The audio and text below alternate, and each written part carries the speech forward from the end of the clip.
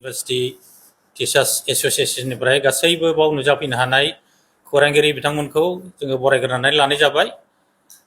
दिनैनि बाव जोङो प्रेस मिट होनायनि गुबै खारनानो जाहैबाय थांनाय सप्तासेनि सिगांनिफ्रायनो बाव PhD नि माखासे खेलिमेलि जोंहा माखासे खौरां बिथिङाव गोबां सेबखांनायखौ जों नुनो मोनदों। प्रिन्ट मिडियानो हक बा निउज पर्टेल हक बा जोंहा मेनस्ट्रिम मिडियानो हक बाहाय बड'लेण्ड इउनिभार्सिटीनि PhD नि खोथाखौ लानानै गोबां नेगेटिभ जितु खौरां बाव गोसारहोनाय जादों। दा जोंहा एसे आगोलसो सिगां जोंनिनो कलिग रातुल बिथाङा बुंलांखाबाय, बिनि माखासे क्लियारिफिकेसनखौ लांबाय आरो बिनिनो सिगां एसे सिगां जोंहा मानगोनां भाइस चेन्सेलर साराबो बिनि खेंफोरथिखौ होलांबाय। जोङो बेखौल' बुंनो सानो जे PhDआ ओरैनो माने मोननाय मोनसे डिग्री नङा, बाहाय गोबां अध्ययन खालामनांगौ खोथा दङ। बे 1 बोसोर 2 बोसोरजों मोननाय बियो मोनसे डिग्री नङा आरो बेखौ फेक बा PhD स्केम माने गोबां बाव माने बिबुंथि होनानै बाव मिडियाफ्राव सेबखांनाय जादों। दा बेखौ जोङो गोख्रों रावजों सोंखारियो आरो जोङो बिनि माखासे मोजां जितु बाव जागासिनो दङ डेभेलपमेन्ट रिसार्चनि दिगाव बा बिभिन्न माने खेला दुला बेफ्रावबो जोङो माखासे माने साक्सेसखौ जोङो नुनो मोनदों आरो लोगोसे जोंहा माने बे एरिया एन्टायर एरियाखौनो माने मोनसे बदनाम खालामनो नाजानाय बेखौबो जोङो नुनो मोनदों। बेनिखायनो जोङो खावलायगोन खौरांगिरि बिथांमोनखौ जाहाथे माने नेगेटिभ माने खौरां जाहाथे बेबायदि समाजाव गोसारहोआ, बिनि माखासे पजिटिभ इमेजखौबो जाहाथे सेबखाङो बेखौनो जोङो खावलायगोन। आरो लोगोसे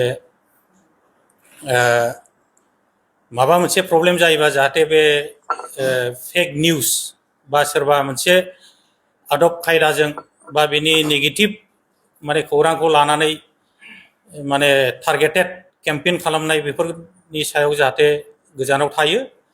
आरो माबा मोनसे प्रब्लेम जायोबा जोंहा अथरिटि दङ, बिथांमोनजों जोङो खेंफोरथि लानानै जाहाथे निउसफोरखौ माने सेबखाङो। आरो बेखौ जोंहा मानगोनां भाइस चेन्सेलर साराबो बुंलांखाबाय, जाहाथे माने मोननैबो माने अबजेक्टिभिटि जानांगौ, जों बेखौनो हास्थायगोन आरोखि, जाहाथे माने वान साइडेड जानो नाङा। आरो जोंहा मानगोनां जोंनिनो कलिगआ बुंलांदों माने स्टेरिअटाइपिं, जे माने अलरेडि बार्डिक होखायो थारमाने खौरांगिरियाव ओरैबायदि सेबखांनाय जायो माने बिथांमोनहानो माने जाजबो जायो, बिथांमोनहानो माने पुलिसबो जायो, बिथांमोनहानो कर्टबो जायो, बे रोखोमनि।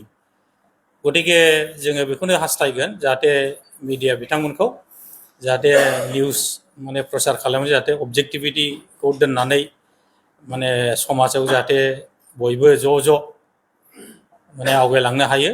बे मोनसे माने मुभमेन्टजों फैनाय मोनसे इन्स्टिटिउसन आरो बाहाय प्रब्लेमा गैया नङा जोबोद दङ। जोंहा रांखान्थिनि समस्या दङ बाहाय, आरो जोंहा बाव मेक्सिमाम स्टुडेन्टफ्रानो बहुद माने गरिब थाखोनिफ्राय फैनाय, दा बेकवार्ड माने फेमिलिफोरनिफ्राय फैनाय। दा एन्टायर माने सिस्टेमानो माने बेफोरबायदि मोनसे भुवा माने माबा प्रसार जायोबा इम्पेक्ट जाजोबो। बाव जोंहा रिसार्च गाइड हिसाबैबो जोंहा बदनाम जाबाय, इन्स्टिटिउसन हिसाबै बदनाम जाबाय, एरिया हिसाबै बदनाम जाबाय। आरो जाय बिथांमोनहा जोङो बाहेरायाव बे PhD थिसिसफोरखौ हरदों माने नायबिजिरनो थाखाय, बिथांमोनहाबो माने बदनाम जाफाबाय आरोखि। दा ओंखायनो बेफोरनि फारसे जाहाथे साननानै नायो, अबजेक्टिभिटिखौ दोननानै जाहाथे निउसफोरखौ प्रसार खालामो, जों बेखौनो माने टिचार्स एस'सियेसननिफ्राय जों खावलायगोन। एसेनोसै।